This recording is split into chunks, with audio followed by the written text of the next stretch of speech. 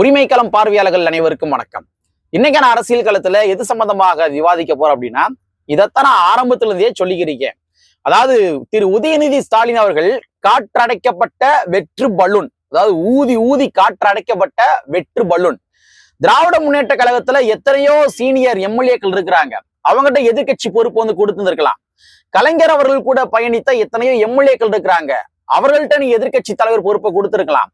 நம்ம மு.க. ஸ்டாலின் அவர்கள் கூட பயணித்த எத்தனையோ நபர்கள் இருக்கிறாங்க. அவங்ககிட்ட நீங்க எதிர்கட்சி தலைவர் பொறுப்பை கொடுத்திருக்கலாம். ஆனா ஒரு குவாலிபிகேஷனுமே இல்லாத நபரா இருந்து கொண்டிருக்கின்ற உதயநிதி ஸ்டாலின் அவர்கள்ட்ட நீங்க எதிர்கட்சி தலைவர் பொறுப்பை கொடுத்து இன்னைக்கு சட்டமன்றத்துல ஓடி போயிருக்காரு. பதில் சொல்ல முடியாம ஓடி போயிருக்காரு. திரு ராஜ்மோகன் அவர்கள் இருக்காரு இல்லையா, பள்ளி கல்வித்துறை அமைச்சர் ராஜ்மோகன் அவர்கள், அவர் பேச பேச பேச பேச பதில் சொல்ல முடியாம ஓடி போயிருக்கின்றார் திரு உதயநிதி ஸ்டாலின் அவர்கள். சோ சட்டமன்றத்துல இங்க என்ன நடந்துச்சு, பர்டிகுலரா ஒரு இரண்டு அமைச்சர்கள் சம்பந்தமாக தான் நம்ம கொஞ்சம் டீகோடிங் பண்ணி பேச போறோம். நண்பர் அனைவருக்கும் இளம்பெருவழுதியின் இனிய வணக்கம். நாங்க இப்படி வந்து பார்த்துட்டோம். இனி ஜென்மத்துக்கும் எங்களால குடிய முடியாது. அதனால நாங்க சண்டை போட போறோம். ஒண்ணும் கிடையாதுங்க. இன்னைக்கு சட்டமன்றத்துல கூட்டம் வந்து கூடி இருக்குது. அதாவது ஆளுநர் உரையின் மீதான ஒரு விவாதம் நிகழ்த்தப்பட்டிருக்கின்றது. சோ இந்த விவாத நிகழ்ச்சியில வழக்கம் போல ஆளுங்கட்சியும் பேசுவாங்க, எதிர்கட்சியும் பேசுவாங்க. ஆளுநர் உரையின் மீது எதிர்கட்சிகளுக்கு ஏதாச்சும் டவுட் இருந்துச்சு அப்படின்னா அதை கிளாரிட்டி கேட்பதற்காக என்ன பண்ணுவாங்க, ஆளுங்கட்சியை நோக்கி எதிர்கட்சி கேள்விகள் கேட்பாங்க.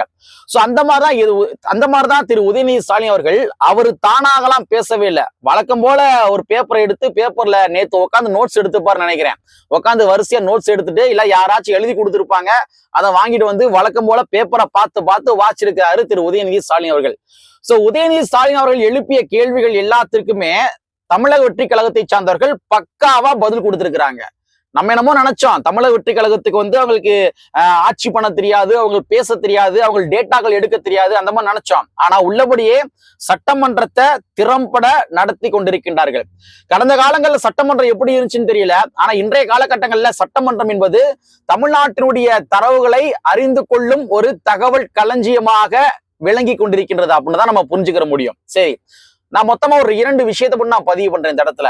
அதாவது உதயநிதி ஸ்டாலின் அவர்கள் வழக்கம் போல அதே பழைய பேட்டர்னா கையில் எடுக்கிறாரு. அதாவது என்னன்னா, அறநிலைத்துறை சம்பந்தமாக ஒரு கேள்வி கேட்கிறாரு. அந்த கேள்வியின் மூலமாக தாவேக அரசாங்கம் ஒரு RSS உடைய இயக்கத்தை பின்புலமா கொண்டு இயங்குகின்றது அப்படின்ற மாதிரி வழக்கம் போல முத்திரை குத்த ஆரம்பிக்கிறாரு. சோ அதுக்கு அமைச்சர் ரமேஷ் அவர்கள் இருக்கார் இல்லையா, அவரு தக்க பதிலடியை கொடுத்திருக்கிறாரு. உள்ளபடி ரொம்ப ஒரு சிறிய நபருங்க அவரு, ரமேஷ் அவர்கள் சிறிய நபர். ஆனா உதயநிதி அவர்கள் கூட கம்பாரிசன் பண்ணுகின்ற பொழுது கருத்தியல் தெளிவு கொண்ட ஒரு மனிதராக திரு ரமேஷ் அவர்கள் வந்து இருக்காரு. சோ தாவேகாவுடைய அறநிலைத்துறை அமைச்சர் திரு ரமேஷ் அவர்கள் கொடுத்த பதில் என்னவென்றால், அதாவது ஒண்ணும் கிடையாதுங்க, ஊட்டியில என்ன இருக்குன்னா ஏதோ ஒரு கோவில் வந்து இருக்குது. சோ அந்த கோவிலுக்கு ஒரு மாதத்திற்கு வெறும் 500 நபர்கள் மட்டும் தான் விசிட் பண்றாங்க.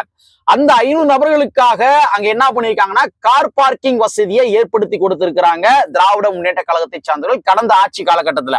வெறும் 500 நபர் அப்படின்னா நீங்க அதை ஒரு நாளைக்கு டிவைட் பண்ணி பாத்துக்கங்க. ஒரு நாள் டிவைட் பண்ணி பாத்தீங்கன்னா மிஞ்சி போனா எத்தனை பேர் வருவாங்க, 15 நபர்கள் தான் வருவாங்க. ஒரு நாள் முழுவதும் வெறும் 15 நபர்கள் மட்டுமே வருகை புரிகின்ற அந்த கோவிலுக்கு கார் பார்க்கிங் வசதி எதற்கு என்பதை அறநிலைத்துறை அமைச்சர் திரு ரமேஷ் அவர்கள் கேள்வி கேட்டிருக்காரு. அப்ப வருகையே இல்லாத கோவிலுக்கு இவங்க கார் பார்க்கிங் வசதியை ஏற்படுத்தி தராங்க அப்படின்னா அதனுடைய உள்நோக்கங்கள் என்னவாக இருக்கும்? ஒரு டெண்டரை போட்டு பணம் சம்பாதிக்கிறது, அவ்வளவுதான். இப்ப நீங்க தமிழ்நாட்டுக்குள்ள சிட்டிக்குள்ள எத்தனையோ டிராபிக் ஜாம் ஏற்படுது, அங்க நீங்க கார் பார்க்கிங் வசதிகள் ஏற்படுத்தி தரலாம். ஊட்டியில எத்தனையோ இடங்கள்ல வந்து பொது இடங்கள்ல தான் வாகனங்கள் நிப்பாட்டுறாங்க, சாலை ஓரங்கள்ல தான் வாகனம் நிப்பாட்டுறாங்க. அந்த மாதிரி இடங்கள்ல நீங்க கார் பார்க்கிங் வசதி அரசு சார்பாக ஏற்படுத்தி தரலாம். ஆனா நீங்க அறநிலைத்துறையில ஒரு கோவிலுக்கு வெறும் 500 நபர்கள், ஒரு நாள் ஒன்றுக்கு வெறும் 15 நபர்கள் மட்டுமே வரக்கூடிய கோவிலுக்கு திராவிட முன்னேற்ற கழகம் ஒரு கார் பார்க்கிங் வசதி ஏற்படுத்தி தந்திருக்காங்க அப்படின்னா, அப்ப யாருடைய தூண்டுதல் அடிப்படையில் நீங்க கார் பார்க்கிங் வசதி ஏற்படுத்தி கொடுத்தீங்க? திராவிட முன்னேற்ற கழகம் வெறும் 15 நபர்கள் மட்டும் வரிய புரிகின்ற கோவிலுக்கு எதற்காக கார் பார்க்கிங் வசதி? அப்ப திராவிட முன்னேற்ற கழகம் என்ன நோக்கத்தின் அடிப்படையில் அந்த கார் பார்க்கிங் வசதி ஏற்படுத்தி கொடுத்தாங்க? ஒருவேளை டெண்டர் போட்டு அதன் மூலமா பணம் சம்பாதிக்கலாம் அப்படின்ற மாதிரி ஏற்படுத்தி கொடுத்தாங்களா? இல்லாட்டி உள்ளபடியே இந்த சாமிகளை வைத்து அரசியல் செய்து கொண்டிருக்கின்ற பிஜேபிக்கு ஆதரவாக அவங்க கார் பார்க்கிங் வசதி ஏற்படுத்தி கொடுத்தாங்களா? இப்ப இந்த மாதிரி கேள்விகளை கேட்டுதான் திரு ரமேஷ் அவர்கள் உதயநிதி அவர்களுக்கு தக்க பதிலடியை கொடுத்திருக்கின்றார். உள்ளபடியே பாவங்க உதயநிதி அவர்கள், அவருக்கு வந்து பதிலும் சொல்ல தெரியல, கேள்வியும் கேட்க தெரியல. சரிங்களா? இது ஒரு சம்பவம். இன்னொரு முக்கியமான சம்பவம் நடந்துச்சு. அதாவது ராஜ்மோகன் அவர்கள் பேசுறாரு, அது எப்படிங்க நீங்க என்ன சொல்றீங்க, எங்களுடைய தலைவர் திரு ஜோசப் விஜய் அவர்கள் நிதி ஆயோக் கூட்டத்துல போய் கலந்துகிட்டு தமிழ்நாட்டினுடைய சாதனைகளை சொல்றாரு. தமிழ்நாட்டினுடைய சாதனைகள் சொன்னோடனே திராவிட முன்னேற்ற கழகத்தை சார்ந்தவர்கள் இது எங்க ஆட்சியில் நடைபெற்றது, அதனால இந்த கிரெடிட்ஸ் என்பது எங்களுக்கு தான் அப்படின்ற மாதிரி திராவிட முன்னேற்ற கழகத்தை சார்ந்த சொல்றாங்க. 40 நாட்கள்ல, வெறும் 40 நாட்கள்ல முதலமைச்சர் ஜோசப் விஜய் பட்டியலிட்ட அந்த சாதனைகள் எல்லாத்தையுமே வெறும் 40 நாட்கள் பண்ண முடியாது, நீங்க ஆட்சி பொறுப்பு ஏற்ற அந்த 40 நாள் பண்ண முடியாது, சோ இது எங்களுடைய சாதனை அப்படின்ற மாதிரி கிளைம் பண்றீங்க. அப்ப தமிழ்நாட்டுல சட்ட ஒழுங்கு பிரச்சனை இருக்கு, தமிழ்நாட்டுல வந்து போதைப் பொருட்கள் கலாச்சாரங்கள் இருக்குது, அப்ப இதுவும் கூட திராவிட முன்னேற்ற கழகத்தினுடைய சாதனை தான் என்று திராவிட முன்னேற்ற கழகம் ஒப்புக்கொள்ள வேண்டும் அப்படின்ற மாதிரி ஒரு கொக்கிய போட்டாரு. யாரு? ராஜ்மோகன். அவர்கிட்ட முடியுமா? இவர் வந்து ஒரு one of the intellectual person. யாரு? நம்ம ராஜ்மோகன் அவர்கள்.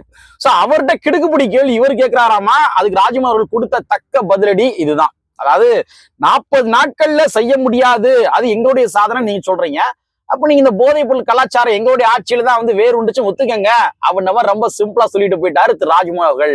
சோ இந்த மாதிரி ராஜ்மோகன் அவர்கள் பேச அதுக்கு பதில் சொல்ல முடியாம திணறிக்கிட்டு போனாரு, வெளிநடப்பு செஞ்சாரு திரு உதயநிதி ஸ்டாலின் அவர்கள்.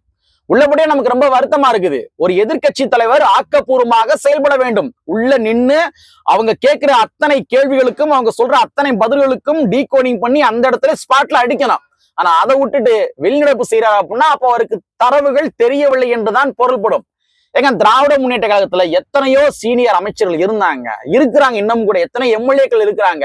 அந்த மாதிரி நபர்களுக்கு அனுபவம் வாய்ந்த நபர்களுக்கு நீங்க எதிர்க்கட்சி தலைவர் அந்தஸ்து பொறுப்பை கொடுக்காம ஒன்றுமே தெரியாத ஊதி பெரிதாக்கப்பட்ட ஒரு வெற்று பலூனாக இருந்து கொண்டிருக்கின்ற திரு உதயநிதி ஸ்டாலின் அவர்களுக்கு எந்த முகாந்திரத்தின் அடிப்படையில் நீங்க எதிர்க்கட்சி தலைவர் பொறுப்பை நீங்க கொடுத்தீங்க? கலைஞர் அவர்கள் கூட பயணித்த எத்தனையோ நபர்கள் இருக்கிறாங்க, கலைஞர் அவர்கள் கூட பயணித்த எத்தனையோ எம்எல்ஏக்கள் இன்றளவும் கூட இருக்கிறாங்க, மு.க. ஸ்டாலின் அவர்கள் கூட பயணித்த எத்தனையோ எம்எல்ஏக்கள் இன்றளவும் கூட இருக்கிறாங்க. ஆனா எதுவுமே தெரியாம திரு உதயநிதி ஸ்டாலின் அவர்களை எதிர்க்கட்சி தலைவராக நீங்க நியமனம் செஞ்சு ராஜ்மோகன் அவர்கள் பேச பதில் சொல்ல முடியாம ஓடி போறாரு அப்படின்னா அவர் எப்படிங்க நீங்க எதிர்க்கட்சி தலைவராக வந்து நீங்க ஆக்குனீங்க? தரவுகளே தெரியாத ஒரு நபரை எப்படிங்க எதிர்க்கட்சி தலைவர் ஆக்குனீங்க? உள்ளபடியே திராவிட முன்னேற்ற கழகம் ஆளுங்கட்சியோட எதிர்க்கட்சியாக தான் சிறப்பா செயல்படுவாங்க அப்படின்ற மாதிரி நம்பி தமிழ்நாட்டு மக்கள் எதிர்க்கட்சி அந்தஸ்து பதவியை கொடுத்தாங்க. ஆனா இன்னைக்கு நம்ம உதயநிதி ஸ்டாலின் அவர்கள் அதற்கும் கூட ஒரு தகுதி இல்லாத நபராக ஆகிவிட்டார் என்று தான் நம்மால் புரிந்து கொள்ள முடிகின்றது. நாளைக்கு தாவேக்காவே ஒரு தவறு பண்றாங்க அப்படின்னா ஒரு எதிர்க்கட்சியாக திராவிட முன்னேற்ற கழகம் என்ன கேள்வி கேட்க போறாங்க?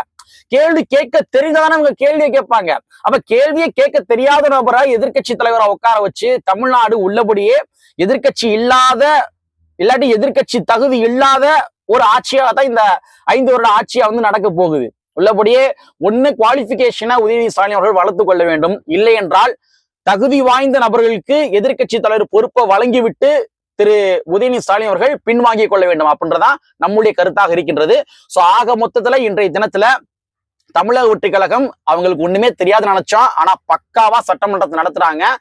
நிறைய தரவுகளை தெரிந்து கொள்ளக்கூடிய ஒரு அறிவு களஞ்சியமாக சட்டமன்றம் இந்த ஆட்சியில திகழ்ந்து கொண்டிருக்கின்றது என்பதுதான் மறுக்க முடியாத உண்மை என்பதனை கூறிக்கொண்டு, உதயநிதி ஸ்டாலின் அவர்களே உங்களுடைய தகுதியை வளர்த்துக் கொள்ளுங்கள், இல்லை என்றால் பதவி விலகி யாராச்சும் ஒரு சீனியர் எம்எல்ஏக்களுக்கு உங்களுடைய எதிர்க்கட்சி தலைவர் பொறுப்பை கொடுத்துட்டு போயிருங்க என்பதை ஒரு தாழ்மையான வேண்டுகோளாக வைத்துக் கொண்டு, கற்பி ஒன்று செய் புரட்சி சென்று புரட்சியாளர் அம்பேத்கருடைய வரியை கூறிக்கொண்டு நிறைவு செய்கின்றேன். நன்றி, வணக்கம்.